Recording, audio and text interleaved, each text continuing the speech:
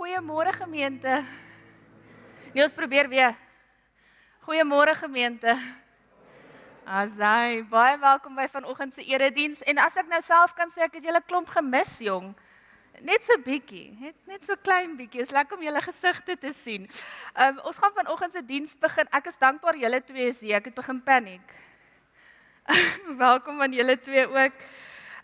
Ons gaan begin met 3 voorsangliedere, lied 508, lied 512 en lied 528. Terwyl ons sit, dan sing ons hulle lekker saam.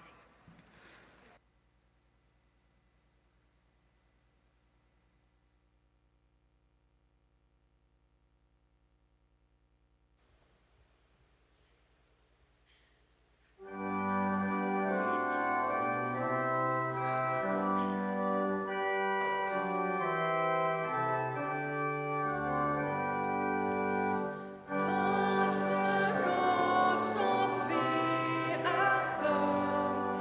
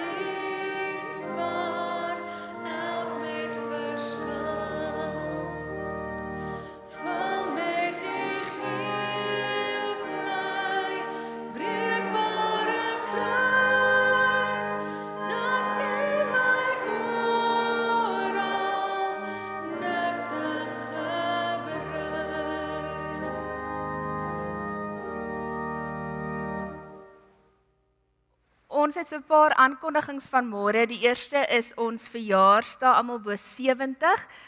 Vanoggend verjaar Tannie Alet. Is Tannie vanoggend hierso? Kyk, ek mis. Sê vir haar baie geluk met haar verjaarsdag van môre. Maandag verjaar Tannie Janet en oom Willem de Vos en Woensdag Tannie Rita Brokker en oom Willie Bronkhorst. Baie geluk met julle verjaarsdag. Mag julle 'n mooi res van die jaar hê.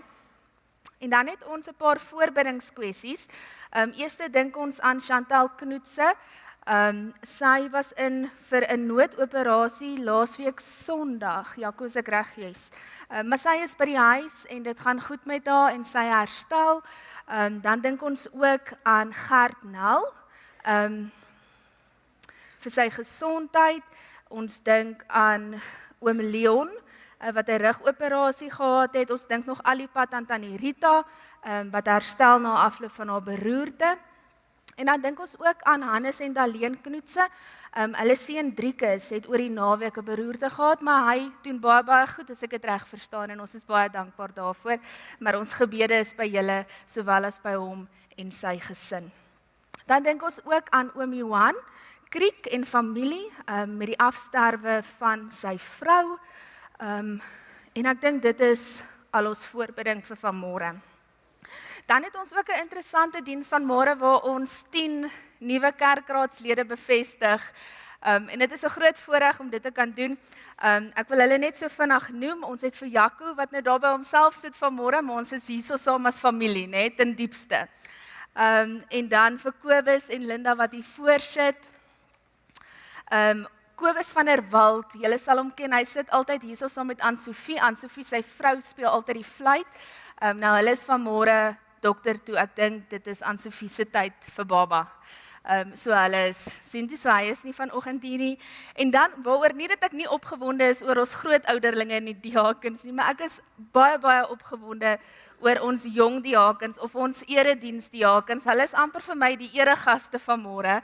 Ek weet nie of julle op julle senuwees is nie, ek sien julle so hier en daar sit. Ek is in vreeslik uit om saam met julle as 'n jong span te kan werk en julle stemme te kan hoor. So dit is Byron, Juart, Stian, Hannes, Stefanus en Kaal. So dit is ek dink is 'n groot voorreg vir 'n gemeente wat sulke jong kerkraadslede in elk geval nader trek. En een ding wat ek vir julle 9 wil sê is direk na afloop van die erediens begin ons werk. So julle het gedink dit gaan nog 'n rukkie vat voordat julle aan die gang kom en so direk na afloop van die erediens wil ek julle asseblief almal in die konsistorie sien.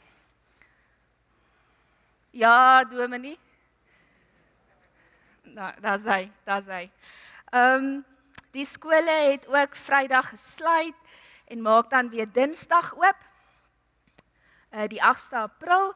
En dan ons heel laaste ding, ons het nou al die hele jaar amper daarvoor gevra, is ons het hulp nodig vir ons sendingstoer Durban toe.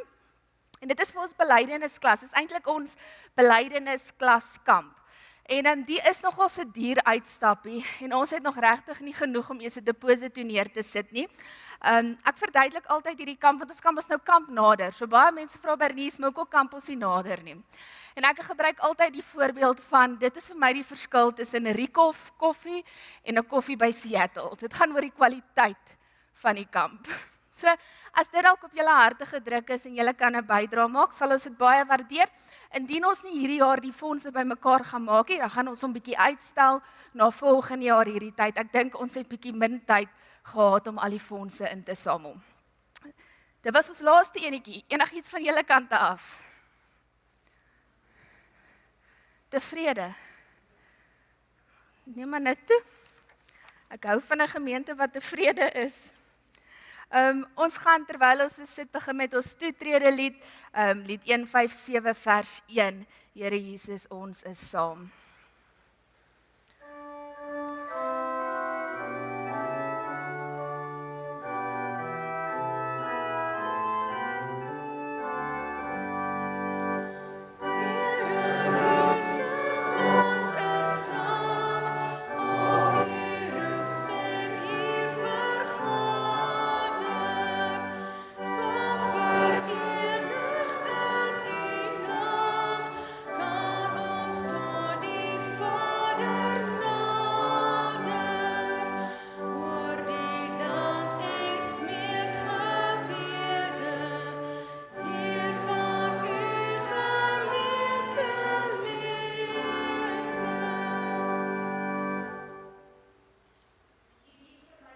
beskutting.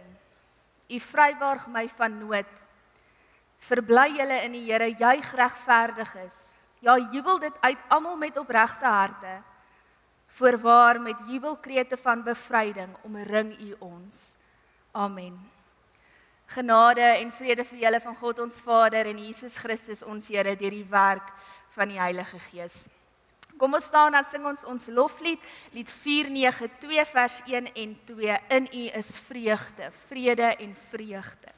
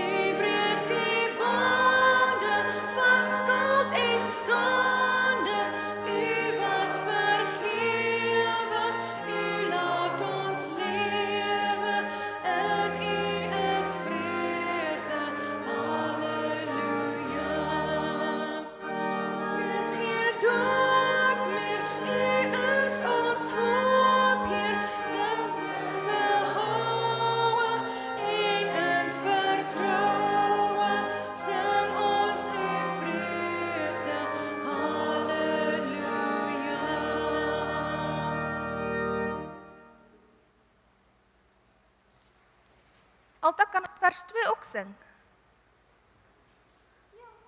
Dankie. Dankie, ek sing vers 2 ook. Heer, u bring vreugde, vrede en vreugde. Ons is nou geen sondaars meer. Ons is oorwinnaars, meer as oorwinnaars, deur die liefde van ons Heer. Niks laat ons bewe, geen dood of lewe, engele kragte of vreemde magte. Ons is oorwinnaars, halleluja. Niks wat ons lei nie, niks kan ons skei nie, skei van u Here. Ons sing u ere, u is ons vreugde, halleluja. Ons kan maar sit. En dan kan ons rustig raak en sluit ons die oë.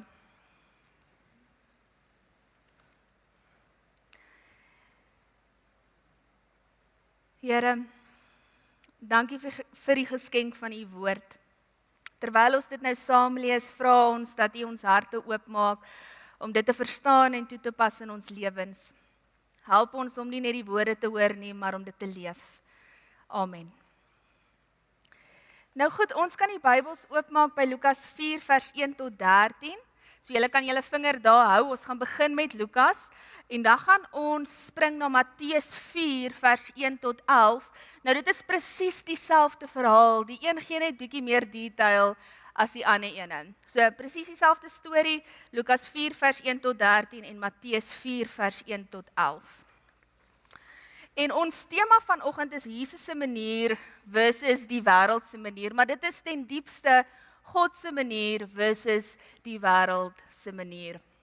En ek wil bietjie gesels oor versoeking. So 2 weke terug het Kobus gesels oor versoeking en die hele ding van getoets word. So ek het 'n ander invalshoek en gaan net bietjie uitbrei op daai gedagte. Ek wil spesifiek gesels oor die derde versoeking. En die derde versoeking is die versoeking waarmee baie van ons as Christene mee versoek word.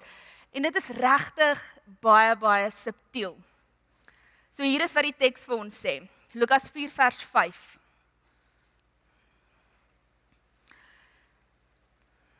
Ek hoor nog so 'n paar blaaie, ek gaan net so 'n oomblik gee.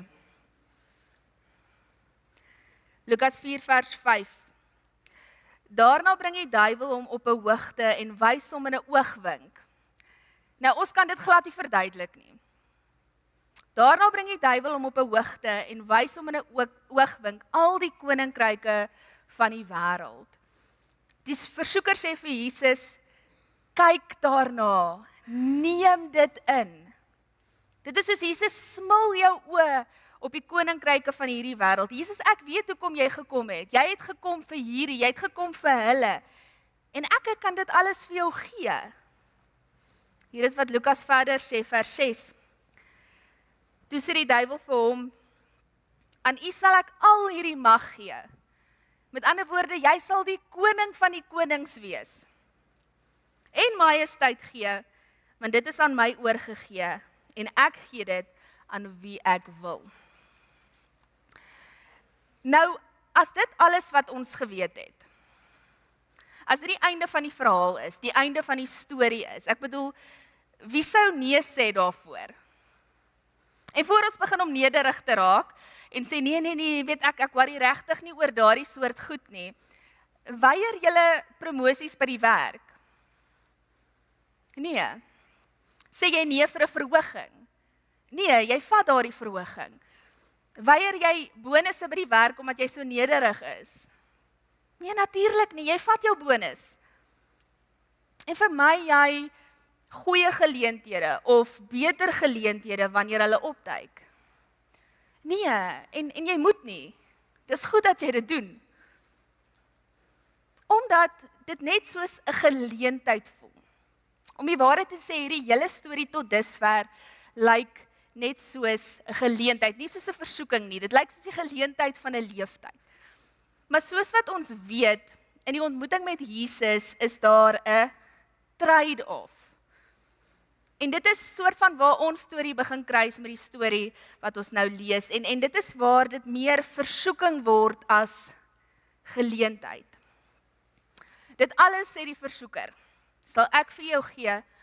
Al wat jy moet doen, is daar is 'n bietjie van 'n trade-off. So vers 7 van Lukas 4. Dit sal alles aan u behoort, as u maar net voor my buig en my aanbid. Al wat jy moet doen is om te erken dat ek die bron is van al hierdie goeie dinge.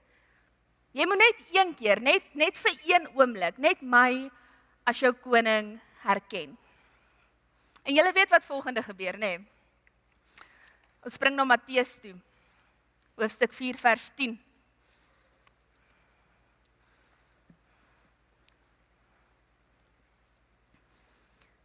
Het julle vir Matteus? Julle het vir hom. Maar Jesus sê vir hom, gaan weg, Satan. En dit is 'n baie belangrike deel. Jesus sê, ek wil nie hê wat jy aanbied nie. Ek wil nie hê wat jy offer nie. Jy bied die geleentheid om soos elke ander koning te wees.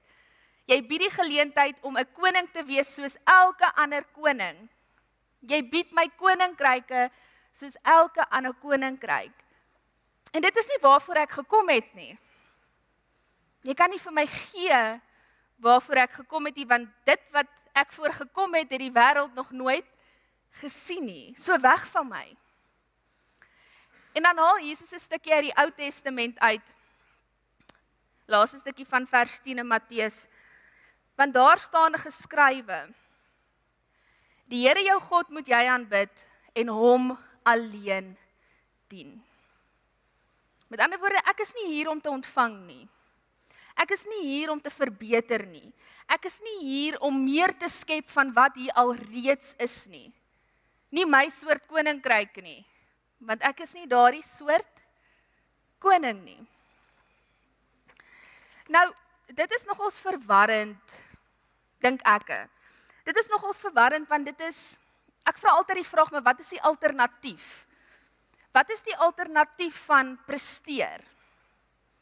As dit is wat aangebied word, en dit op een of ander manier 'n slegte ding is, trek ons dan net so half terug, en ons gee nie meer om nie, of ons meen nie meer, ons beklei nie meer nie, of ons bereik nie meer nie, gaan sit ons nou maar net op 'n stoel, en dis die einde van die storie. Nou hier is die ding. As al wat daar in hierdie lewe is wat ons sien. As al wat daar in hierdie lewe is hierdie lewe self, dan is dit werklik 'n wen-verloor wêreld. En as al wat daar in hierdie lewe is wat ons sien en dit is 'n wen-verloor wêreld, is daar geen voordeel daaraan om te verloor nie. As dit ons enigste opsie is, het ons nie regtig 'n goeie opsie oor nie. Dit wil sê ons moet streef om te floreer, ons moet streef om te oorleef, want dit is 'n wen-verloor wêreld. En of ons daarvan hou en nie, daar is wenners en daar is verloders. En ons beter wenners en ons beter verloorders. So wat is die opsies? Wat is die ander opsie? Is daar 'n ander opsie? Dit is dan in ons menslike natuur om te streef, né? Nou hier is die goeie nuus. Volgens Jesus is daar nie net 'n ander manier nie. Daar is 'n beter manier. En hy het dit gemodelleer, hy het dit gelewe, hy het dit gewys. En dit is hierdie manier wat ons elke dag in die versoeking kom om te los en te ignoreer. Omdat die manier van Jesus letterlik bots met ons kultuur en alles rondom ons. En dit bots eintlik met ons eie selfsugtige natuur. Maar soos ons al baie gesê het, daar is 'n beter manier. Die manier van God, die manier van Jesus is beter. Om Jesus te volg sal jou beter maak met die leef van lewe. Want hy bied 'n heeltemal 'n ander manier van lewe aan, wat in 'n heeltemal 'n ander rigting in beweeg. Maar julle, dit is so subtiel, en dit is glad nie intuïtief nie. Dit is so teen die stroom, dat dit maklik is om te dink dat ons in die stroom saam met Jesus is, terwyl ons eintlik in die stroom saam met kultuur is. Die manier van Jesus is beter vir jou, en dit is beter vir die jous rondom jou. En hier is die ding, om Jesus te volg sal jou nie minder produktief maak nie. Dit sal jou beter produktief maak. Vir die van julle wat super ambisieus is, dis nou al hierdie jong manne wat vanmôre hier sit. Julle is hardwired om ambisieus te wees. Ek meen, julle is jonk, julle moet nog hard werk. Jy kan dit nie afsluit nie. Dit is in 'n sekere opsig die beeld van God binne jou, en dit sal jou nie minder ambisieus maak om Jesus te volg nie. Dit sal jou gepas ambisieus maak. Dit sal jou nie minder suksesvol maak nie, maar dit sal jou definisie en dit sal my definisie van sukses verander. So wat ons gaan probeer doen, ons gaan probeer om te identifiseer wanneer ons in die versoeking kom om hierdie manier, hierdie weg, die pad van Jesus te verlaat, te los, prys te gee. En om ons aan die gang te kry, is Jesus se reaksie op die versoeker eintlik nuttig, in terme van waarheen ons op pad is. So Matteus 4 vers 10 sê hy, want daar staan geskrywe, die Here jou God moet jy aanbid en hom alleen dien. Nou hierdie is 'n aanhaling uit die boek, Ou Testament boek van Deuteronomium. Deuteronomium is waar Moses die nasie Israel soort van bevele gee, want hulle is op die punt om in die beloofde land in te gaan. So Moses sê, wanneer julle daar binne is, gaan julle voorspoedig wees, dit gaan goed gaan met julle. Moenie vergeet waar julle vandaan kom nie. Moenie julle wortels vergeet nie. Moenie vergeet dat julle eens op 'n tyd ook slawe was nie.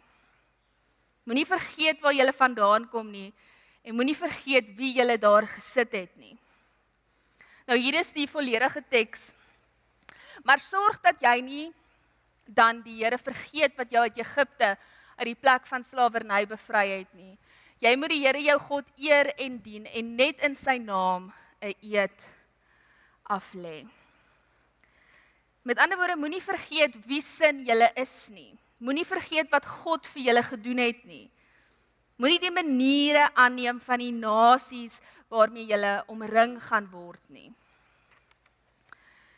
Nou hier is iets interessants en soms verwarrend wanneer jy die Bybel lees.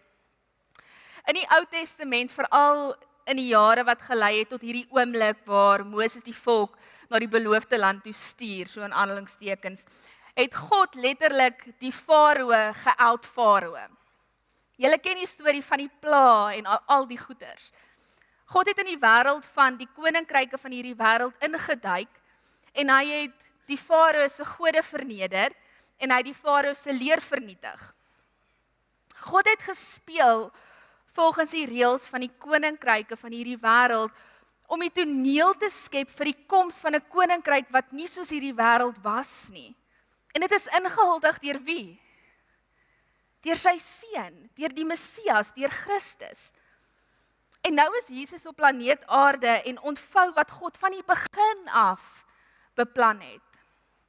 'n Ander manier van lewe. 'n Ander rigting van lewe met 'n ander stel waardes wat mense gereed maak vir 'n ander soort verhouding en 'n ander soort geleefde ervaring. En in Jesus se finale versoeking word hy eintlik versoek om die geskiedenis te herhaal. Het julle al ooit daar so oor dit gedink? Dat Jesus versoek word om die geskiedenis te herhaal. Jesus was soos ons in die versoeking gelei om die ou manier, die verwagte manier, die wen-verloor manier te omhels. Maar Jesus het gekom om 'n splinternuwe weg te loods, die onderste bopad, die pad van die kruis. Jesus het die aanbod geweier. Maar hier is die probleem met die pad van die kruis. En hier is die probleem met die manier, die weg van Jesus, veral in die eerste eeu. Dit was ongetoets. Dit was splinternuut, dit was ongetoets, dit was riskant geweest. En selfs Jesus se naaste volgelinge, ons praat deeltyd hieroor, hulle het Jesus vir 3,5 jaar gevolg. Hulle het gesien hoe hy hierdie nuwe koninkryks maniere uitleef. En aan die einde word hulle versoek, soos wat Jesus versoek is, soos wat ons elke dag versoek word, was hulle versoek om die koninkryksweg, die koninkryksmanier, om die Jesus manier te los en om terug te gaan na die wen-verloor manier. Toe Jesus gearresteer is, het hulle gehoop op nog 'n rooi see oomblik, waar Jesus amper sy rabbikleed afskeer en homself as Messias verklaar, as koning verklaar. En hulle verslaan die Romeine en hulle herstel Jerusalem as die episentrum van die wêreld en die wêreld verander net. Ek meen, dit was hulle hoop geweest. Dit is al wat hulle verstaan het. Dis al wat hulle geweet het. Dit was die enigste paradigma wat hulle gehad het. Maar Jesus het iets splinternuuts, heeltemal anderste, kom doen om 'n ander soort manier van dink en leef te vestig. Toe Jesus gearresteer is hulle getoets. Toe Jesus gearresteer is hulle net soos hy getoets en versoek. Hulle het Jesus se arrestasie deur die lens van wen-verloor beskou. En Jesus was duidelik besig om te verloor. En dan 3 dae later is hulle terug. Hulle is terug, want skielik besef hulle, wag so 'n bietjie. Jesus het nie 'n grap gemaak nie, hy is regtig die koning. En ons het die hele ding gesien en ons het dit amper gemis en ons het weggehardloop en ons het nie verstaan nie, maar ons verstaan nou. En hierdie einste mans en hierdie einste vrouens het voortgegaan om die pad van die kruis, die boodskap van Jesus na en in die wêreld in te bring. Dis hoekom ons vandag hierso sit. Die simbool, die icon van ons geloof is nie 'n swaard nie. Dit is nie 'n trofee nie. Dit is nie hierdie geruite vlag nie. Weet julle wat die simbool van ons geloof is? Dis 'n kruis. En in die eerste eeu het die kruis nie 'n reddingsbesluit verteenwoordig nie. Die kruis het 'n heeltemal 'n ander manier van lewe verteenwoordig. En die persoon wat dit beter as enige iemand in die eerste eeu verstaan, was die apostel Paulus. En die rede waarom hy dit beter as enige iemand anders verstaan het, is omdat hy aan beide kante van hierdie vergelyking was. Hy was 'n kenner en ten volle toegewy aan 'n godsdienstige stelsel wat ingebou en gebaseer is rondom die koninkryke van hierdie wêreld, die wen-verloor manier van dink. Ek bedoel, julle ken die storie. Toe die Christendom in die eerste eeu begin vlamvat het, veral rondom Judea, het hulle die Christene die weg genoem. En die weg was 'n absolute parasiet geweest. Dit het vasgeplak aan die ou manier van dink, aan die ou manier van godsdiens.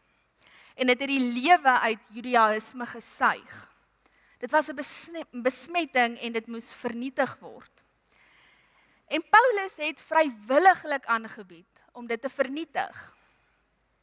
En hy het onder die ou manier, die koninkryke van die wêreld manier, die wen-verloor manier gewerk. Dit het nie sy gewete gepla nie. Dit het hom nie gepla om afvallige Jode op te spoor, hulle in hegtenis te neem en hulle reg te stel nie. Sy absolute wreedheid in sy manier van dink was die weg. Dit was die manier van God, dit was God se wil. Hy het God se werk gedoen, God se manier. Geen gewete kwessie by Paulus nie. Maar toe Paulus 'n Jesus-volgeling geword het, kon hy niks in die leer van Jesus skry om gewelddadige teenstand te regverdig teen diegene wat hom gewelddadig teenstaan nie. Hy het dit neergelê. Hy het die koninkryke van hierdie wêreldmanier heeltemal gelos. En Paulus het die pad, die manier van die kruis opgeneem. Trouwens, dit is waar hy praat in baie van sy briewe van die weg van die kruis. Hier is hoe hy dit aan 'n groep mense verduidelik wat regtig baie soos ons was. Hulle was goed opgevoed, hulle was bedagsaam, hulle het gehou van kultuur, hulle het gehou van wen, hulle het gehou van presteer, hulle het in 'n baie metropolitaanse, gesofistikeerde stad in Korinthe gewoon. So hier is wat hy vir hulle skryf. Hy sê, Christus het my immers nie gestuur om te doop nie, maar om die evangelie te verkondig. En dit nie net met woorde van menslike wysheid nie, want dan sou die kruis van Christus sy krag verloor. Ek lees hom weer, want dit is 'n moeilike vers. Christus het my immers nie gestuur om te doop nie, maar om die evangelie, die goeie nuus, die evangelion te verkondig. En dit nie met woorde van menslike wysheid nie, want dan sou die kruis van Christus sy krag verloor. So wag 'n bietjie Paulus, wag. Kos wat net so tree terug. Jou koning het aan 'n kruis gesterf. Die Romeine het jou koning doodgemaak en jy wil hê ons moet jou koning aanbid. Ek bedoel jy moet net so 'n bietjie help hier, so net so 'n bietjie verduidelik. En wat bedoel jy dat die kruis van Christus sy krag gaan verloor? Kruise het nie krag nie. Kruise is 'n simbool van magteloosheid. Nou hierdie skrynende teenstrydigheid wys eintlik en beklemtoon die andersheid, die onderste boheid van die weg, die manier van God, die manier van Jesus. Die manier wat ek en die manier wat jy, die manier wat ons daagliks in versoeking kom om te vermy en te los, omdat dit so onnatuurlik is. Dit is so onnatuurlik. Dit is hoekom Jesus miskien die volgende gesê het. Hy het gesê, as iemand agter my wil aankom, moet hy homself verloor en sy kruis opneem en my volg. Dit wil sê, jy sê nee vir jouself. En jy neem daagliks jou kruis op en jy volg. En hoekom daagliks? Hoekom elke dag? Een van julle kans vat. Omdat ek elke dag in die versoeking kom om te kies vir die koninkryke van die wêreld manier teenoor God se manier. Hierdie versoeking waarmee Jesus gekonfronteer is nie so eenvoudig soos wat dit lyk nie. Dit gaan nie net oor mag en rykdom nie. Dit is baie subtieler. Dit gaan oor die vinnige en die maklike pad, die pad van kompromie. Dit is hoekom dit so maklik is vir ons om vasgevang te word in hierdie tipe van versoeking, want dit lyk altyd soos 'n geleentheid. Jesus se reaksie is so kragtig, gaan weg Satan. Die Here jou God moet jy aanbid en hom alleen dien. Hy weier om die wêreld se definisie van sukses te aanvaar. Hy kom wys vir ons 'n ander manier, 'n beter manier. Nie 'n manier van mag en kompromie en kortpaaie nie, maar 'n manier van vertroue en afhanklikheid en gehoorsaamheid aan God. En hier is die uitdaging vir ons. Ons gaan almal versoek word om die pad van Jesus te verruil vir iets wat makliker en meer sinvoller is in daardie oomblik. Maar Jesus wys vir ons dat ware oorwinning nie mag of rykdom nie daarin lê nie.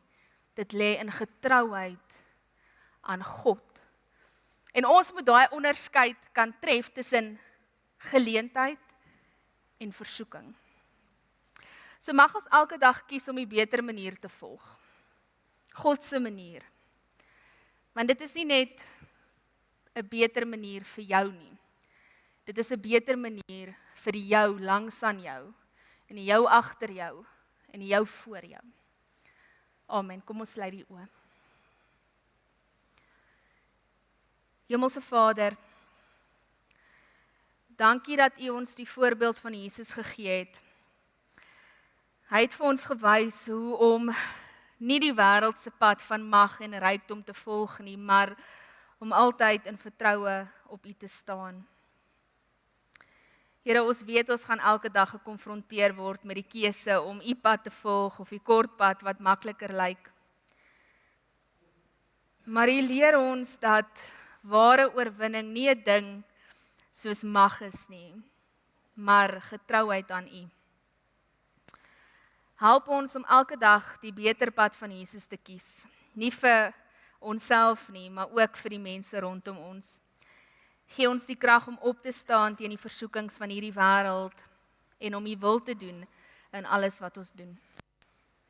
Amen.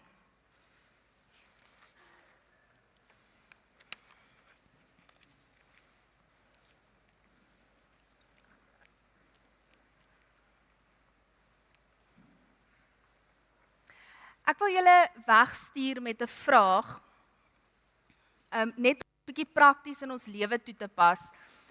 En die vraag is basies, wat sal dit van my kos as ek kies om te verloor? Wat sal dit van my kos as ek kies om te verloor? Kom ek gee 'n voorbeeld, 'n baie simpel voorbeeld.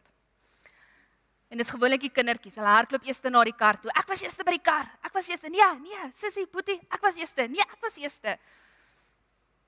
Wat sou dit kos as jy kies om in daai situasie te verloor? Hoe sou dit lyk? Om te verloor is nie lekker nie. Om te kies om te verloor is ook nie maklik nie.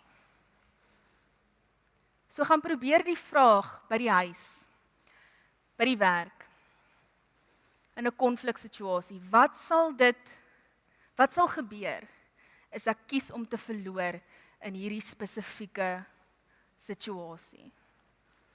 En dan wil ek feedback hê volgende week. Dan wil ek hoor.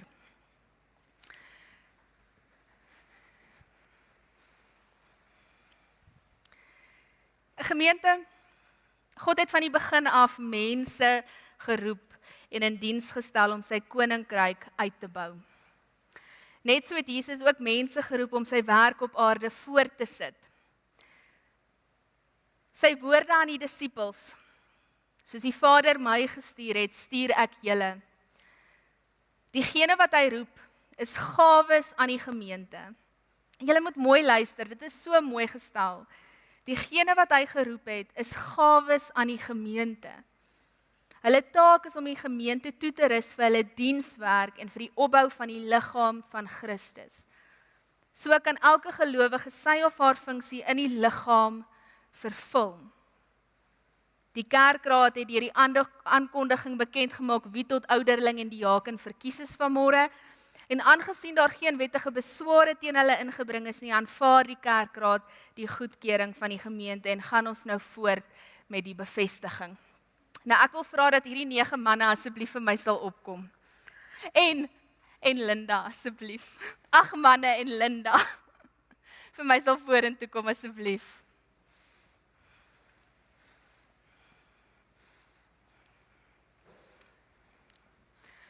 En ek wonder of ons so kan staan dat die mense julle tog kan sien.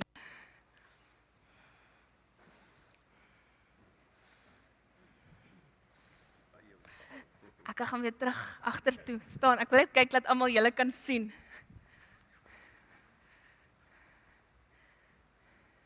Dis 'n klomp mooi mense, né? Julle is regtig mooi.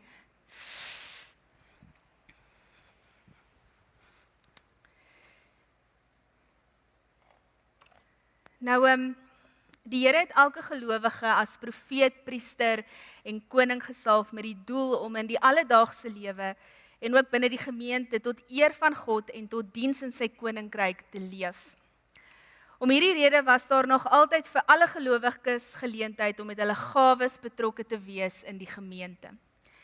Deur julle verkiesing as kerkraadslede gee God aan julle die geleentheid om julle liefde vir hom konkreet uit te leef. Ek meen, wat 'n voorreg is dit nie. Ek kyk veral na die jong manne. Dit is 'n groot voorreg. In die proses sal julle self nog verder geestelik groei en julle gaan God ervaar dat hy julle talente versterk. Julle is verkies as amptdraers van die gemeente en moet dus op 'n baie besonderse manier leiding neem in die gemeente. En dit is 'n groot verantwoordelikheid, so julle kan nou inasem en uitasem. Dit is 'n groot verantwoordelikheid wat julle op julle neem. Uit die Bybel is dit duidelik dat 'n amptdraer moet bekend wees as iemand met 'n lewende geloof wat in alle tye betroubaar is. Julle hele lewe moet hiervan getuig en ek meen dit is moeilik genoeg. Julle moet ywerig en voorbeeldig meewerk aan die uitbreiding van God se koninkryk. Julle moet ook bereid wees om voortdurend verder toegerus te word sodat julle die werk waartoe julle geroep is na die beste van julle vermoë en tot eer aan God kan doen. As gemeente, en ek wil eintlik hê julle moet gou-gou staan. Die gemeente.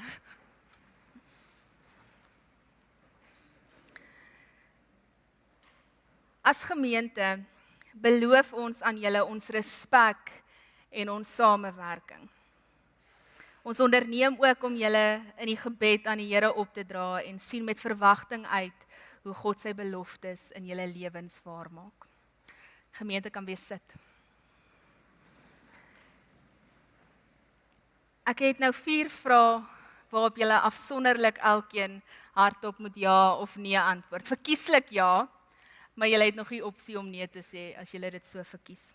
Ek gaan al 4 vrae vra en dan beweeg ons so deur die ry. Is jy daarvan oortuig dat God self jou deur sy gemeente tot hierdie besonderse diens geroep het?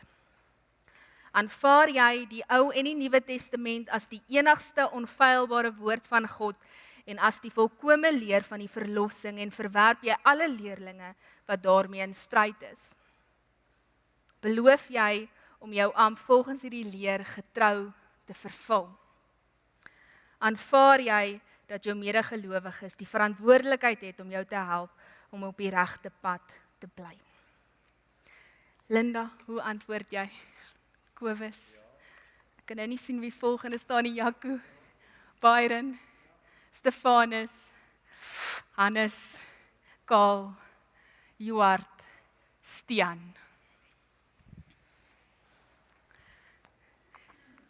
Gee ag op mekaar en sien ook om na die lewe en die belydenis van die bedienaar van die woord. Dis nou van julle se dominee. Ons sê julle moet saam met my ook werk.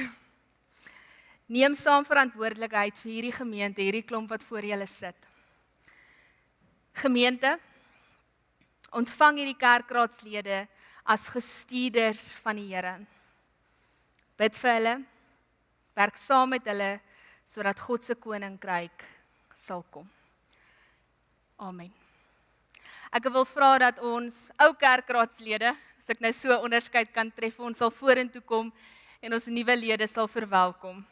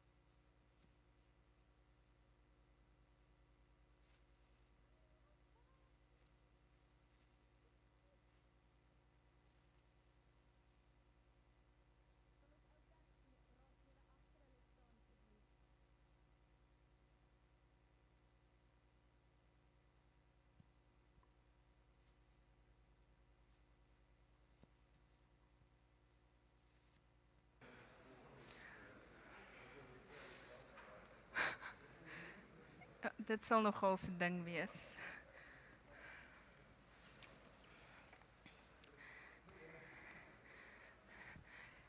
Sesmylspruit, dit is julle nuwe span, maar dit is ook julle hele span. Ek wil vra dat ons lekker hande sal klap.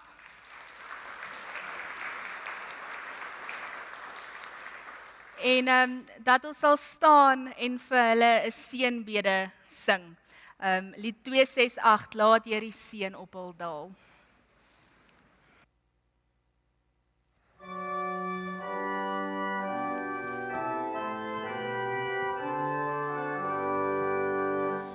Laat hierdie seën op hul daal, U guns uit Sion hul bestraal. U wat beveel en dit geskied, wil Heer U seën oor hul gebied.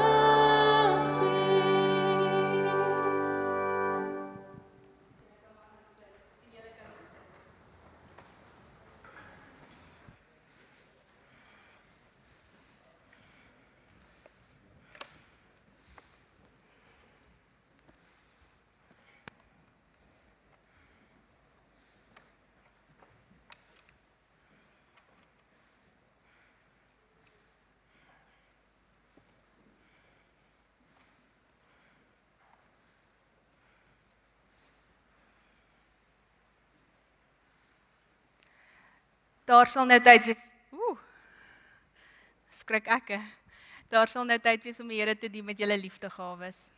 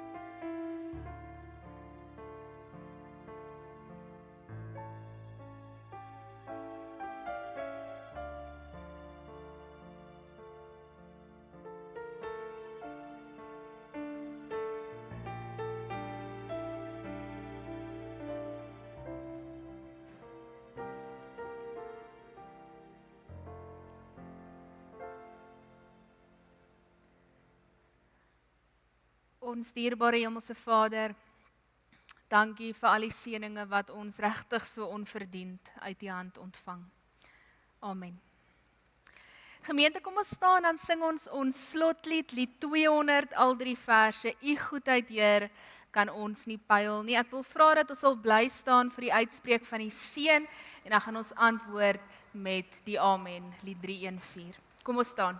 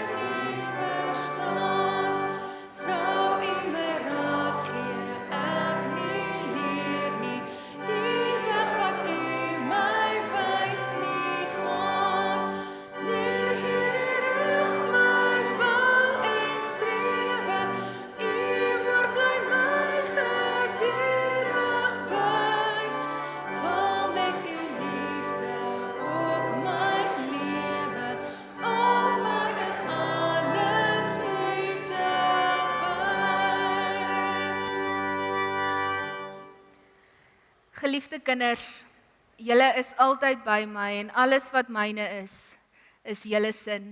Vier fees en wees bly. Amen.